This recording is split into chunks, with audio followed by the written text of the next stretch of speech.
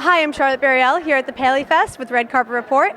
We're going to talk to the cast and the creators of Pretty Little Liars. Okay, Oliver, what helped you decide to jump on to Pretty Little Liars? How did you make the decision to work on it? I was intrigued. I was fascinated by the premise. I had worked on Desperate Housewives and Ugly Betty. And Ugly Betty, we sort of dropped the telenovela aspect to it. There was a murder in the first season with Faye, but we sort of let it go. But in this show, it was so compelling because I thought the social media element was really fascinating. The idea of a bully being anonymous and not knowing whether the bully was an adult or a child.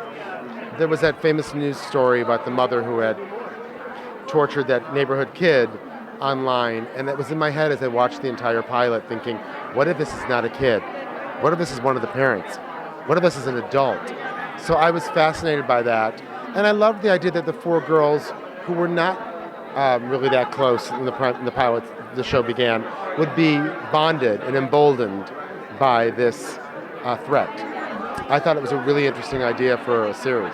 That's amazing. So what's the difference between writing for a teen show versus a show like Ugly Betty or a show with an older audience? I don't think of that. I mean, I did Popular, I did Everwood, I've done many shows that are geared toward teens, but I've never changed what I write. I mean, we have, maybe sometimes the kids are hyper articulate. We've got characters like Spencer who are very bright, so her dialogue is no different than, somebody who might be 10 years older. She's mature.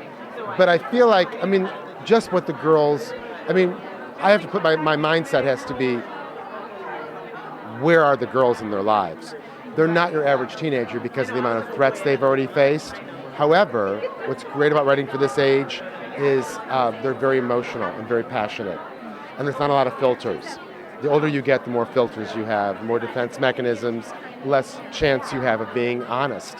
Where this age, kids can really be honest. They also can be liars, as you've seen for the last 4 years.